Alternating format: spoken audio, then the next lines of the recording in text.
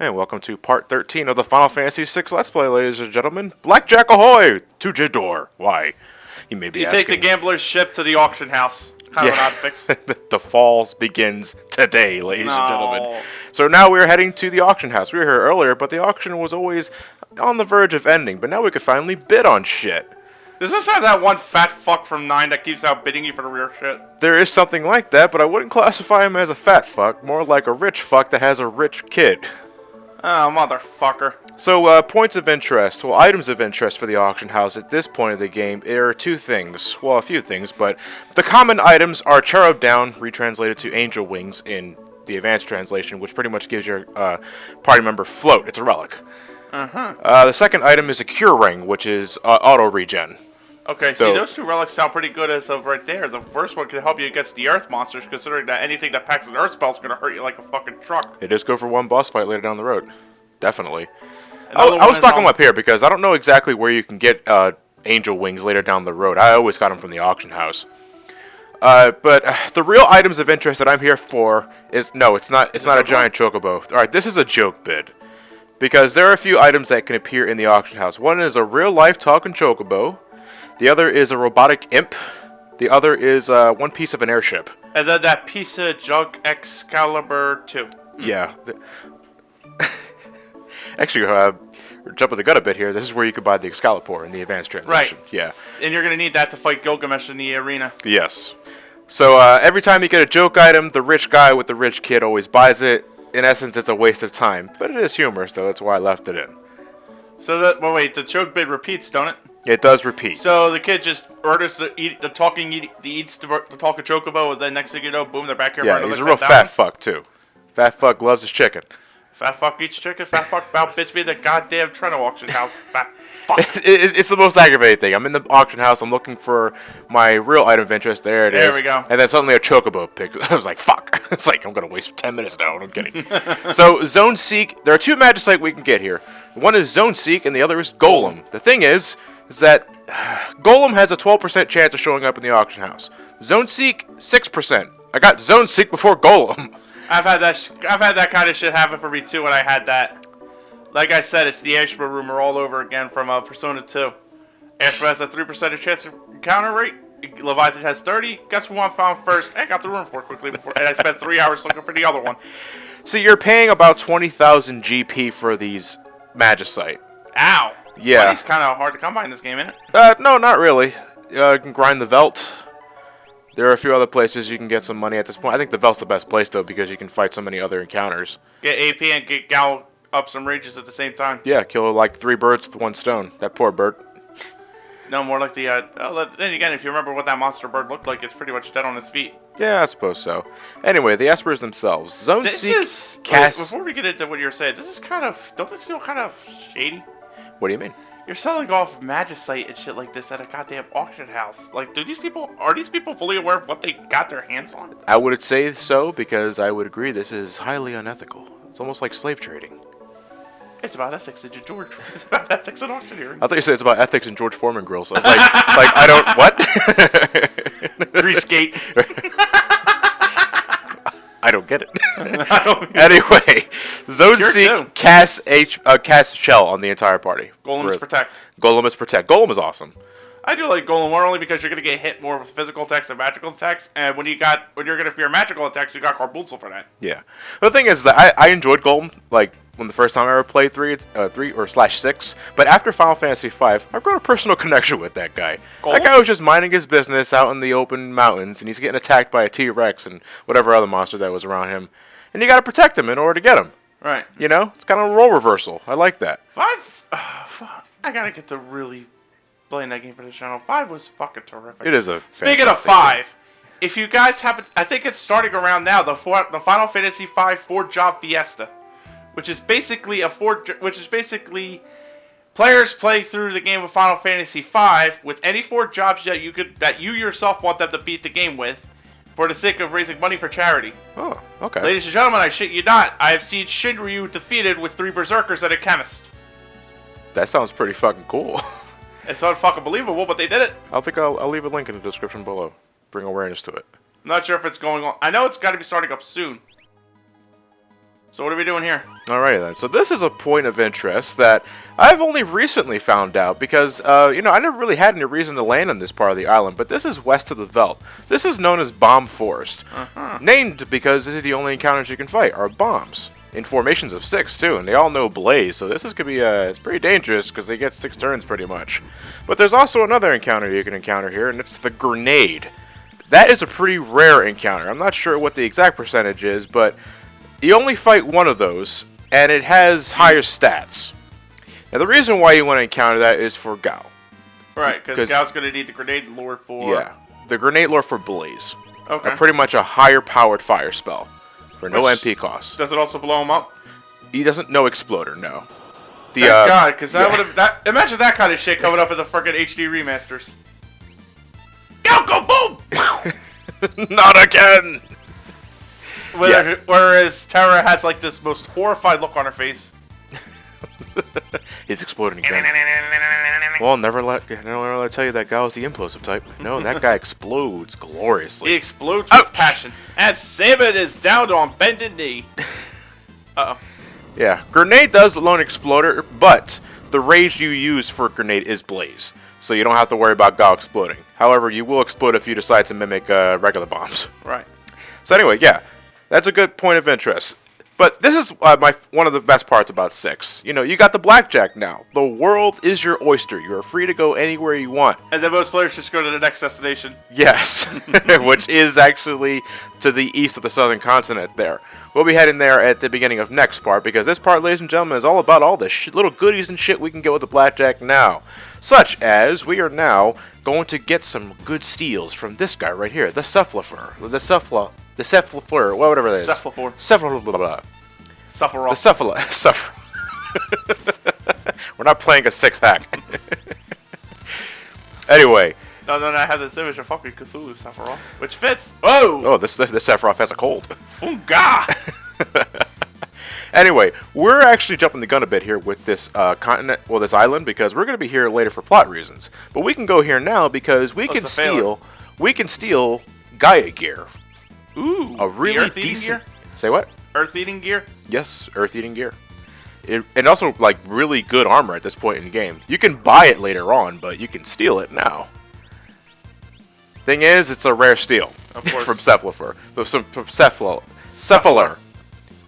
We're going to get this right, damn it. It's Cephalophore. Cephalophore.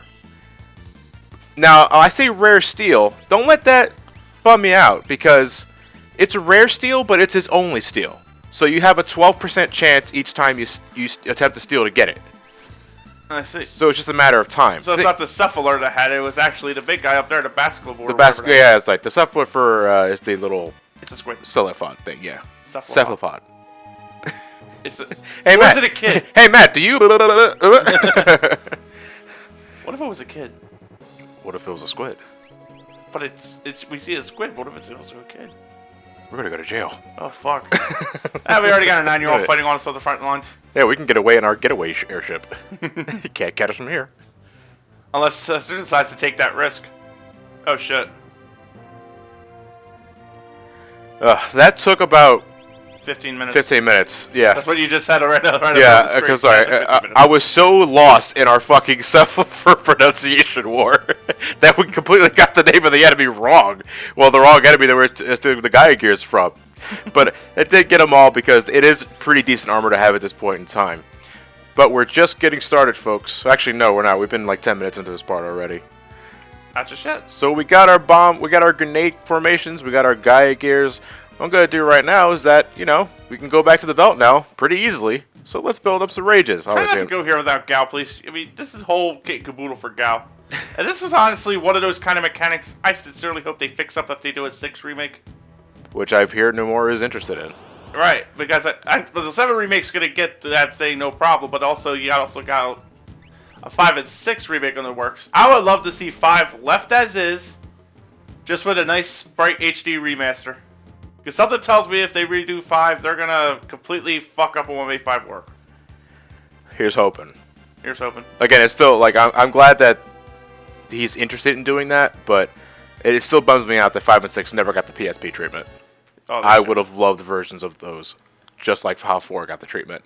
So what's up with this triangle-looking island? Alright, the Triangle Island, the top right of the corner, has 2 encounters. One is the Leafers and stuff. We found those around Narsh. Those are nothing special. The other encounter is an Intangir. There's nothing there. It's a ghost. No, I'm kidding. It's dead. Wow. All right. Just outright cheese. That is the easy kill.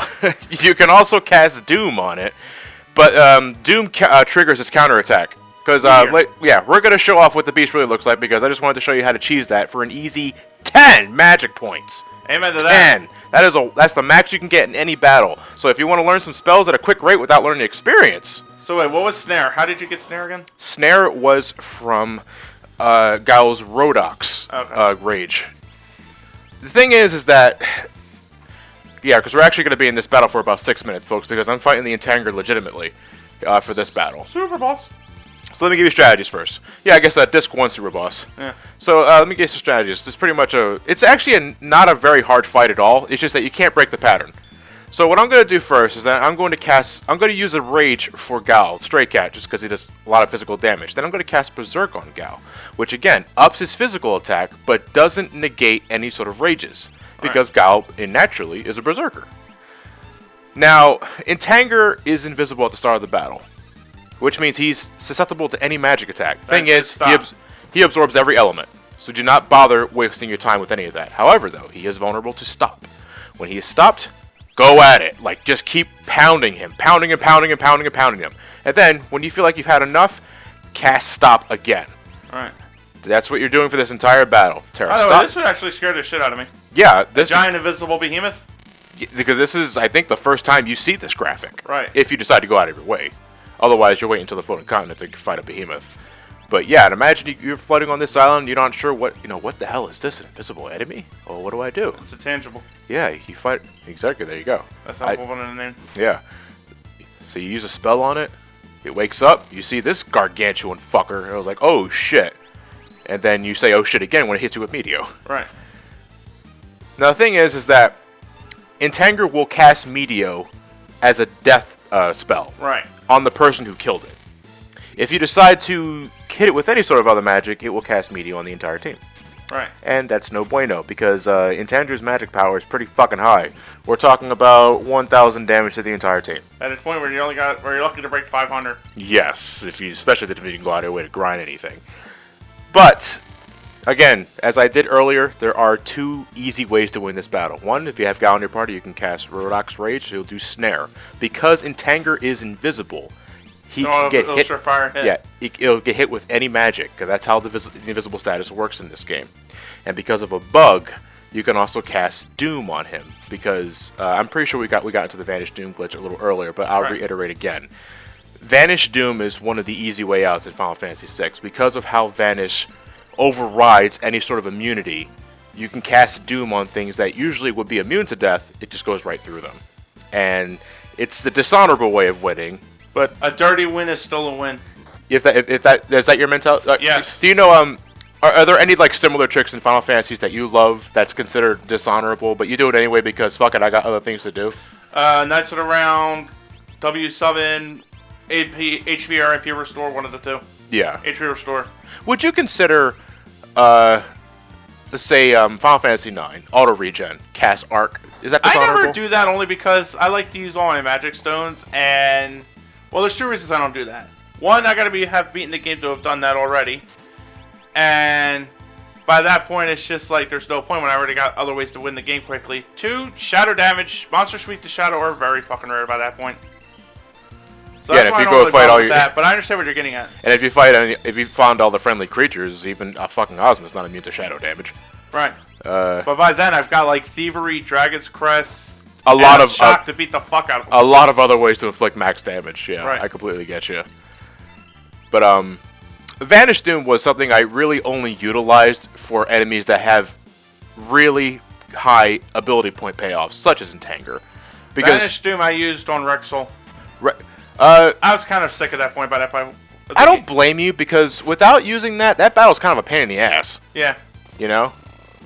But for the sake of the Let's Play, I will be fighting Rexel the intended way, in quotes.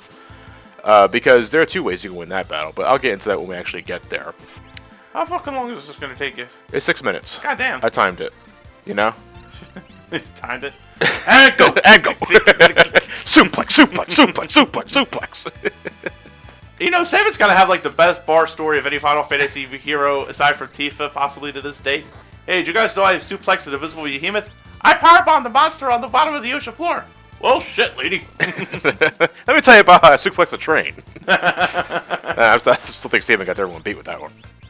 I don't know why nowadays, but I'm really hoping Saban shows up for the Olympus Coliseum World of Kingdom Hearts 3. That'd be awesome. He would totally fit. Him or Jacked. Saban versus Hercules. He suplexes the Doom train down here, and Hades has a jaw drop animation. Clonk. Oh my goodness. Yeah, I mean, it's one thing that this monster gives you 10 magic points. It doesn't give you any experience. So you can keep... They may as well just do the Doom kill method. Yeah, just for the sake of saving time. Right. You know, because once you know the strategy... You're just burning off... You're just wasting... You're just racking up your electric spell at this point. Exactly. That's exactly right. Which is why I don't really have a problem with it using against this encounter in particular, because the other strategy is pretty much the same thing. You can't do anything. He's stopped. Poor thing, though. It's probably really docile too. It wants to mind its own business, and you encounter it when it's asleep, and it goes invisible to avoid the encounters. You're a fucking monster. Damn right. Like, seriously, there is an ass beating, and then there's shark pornography, and that's what this is.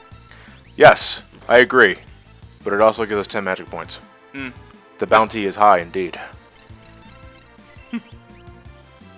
I don't know. Intangible benefits. What do you like more, the bipedal behemoth design or the one on all fours? It really varies for me. It depends upon the size of the monster. Like in 13 and 13-2, I like them upright. But in Final Fantasy 12, you fight the King Behemoth. Yeah. He's on all fours, and he's fucking huge. Yeah. Which I thought was more menacing. So I could take them either or. But the upright behemoth, but I don't know. It's like it's even 50-50.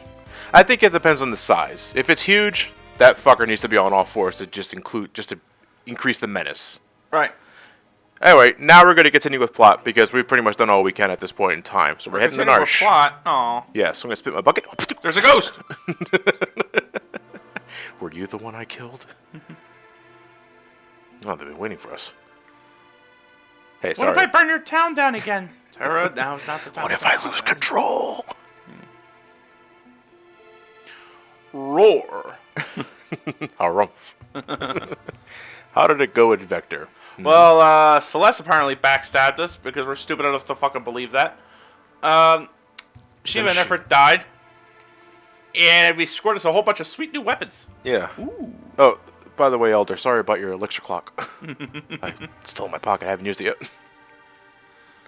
There's always a clock in the... There's always There's an always elixir an in elixir the in the clock. clock. Yeah, there's always something behind the waterfall.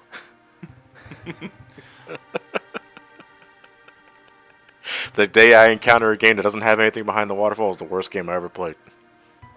Then you will not like Final Fantasy... If I can go behind the waterfall in the first place, I yeah. should be a little more... Okay, yeah, because I was going to say, Final Fantasy 8 ain't your cup of tea then. Our next destination is to the sealed gate. Thing is that, you know, it's a sealed gate. We don't have any aspirants to communicate with us. They're kind of all dead in Magicite. They're rocks. Yeah. What if we throw a rock at it? Lock. It's a glowing rock. Hear me out. You know, there's actually kind of a parallel. I'll be asked if 13 drew a parallel to 6 about that kind of shit, where humans could become rocks or Silent Hill monsters. Nah, I wouldn't say it was that.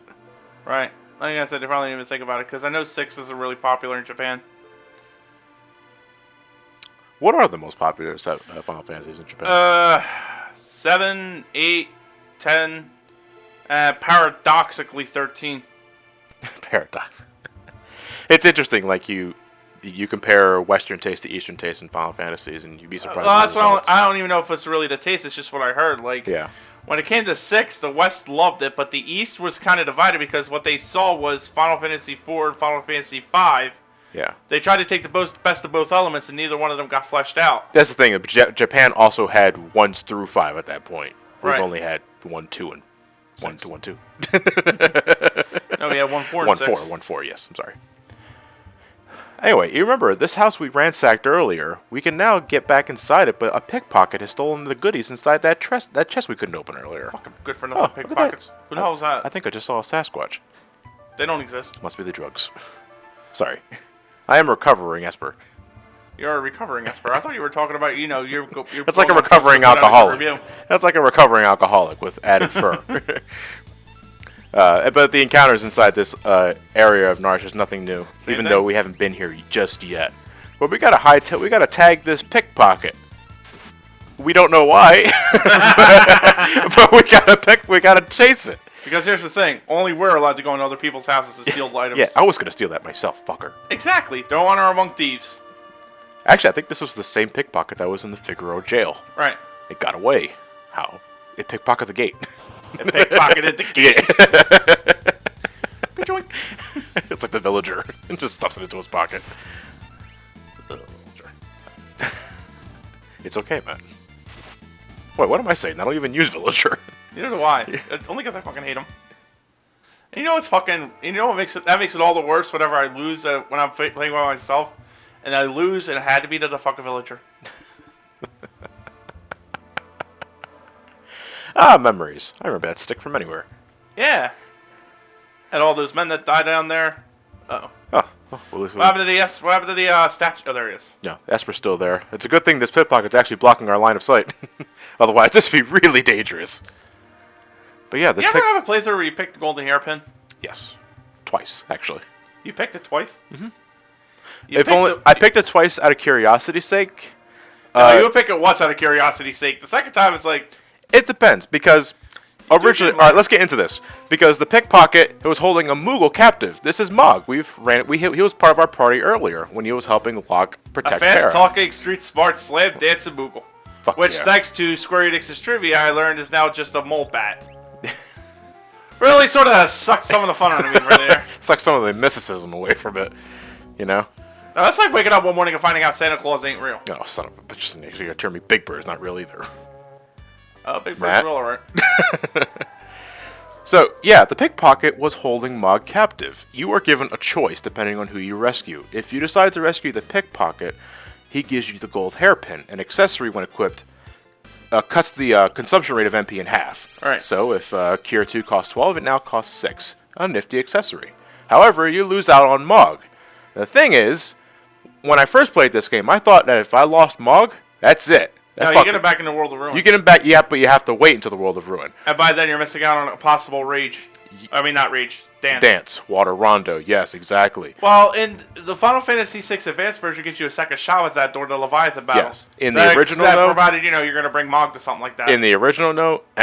If you didn't rescue Mog, you're not getting Water Rondo. Thing though, I thought that because I saw Mog fall off a fucking cliff, he's dead, and it made me feel terrible. But not terrible enough to not try the gold hairpin just once. Or twice in my case. Because it is a nifty accessory. But the thing is, I also like Mog. Because Mog's awesome. Mog can dance. And Mog also makes a really fucking good Dragoon. Of all things. Yeah. Doink.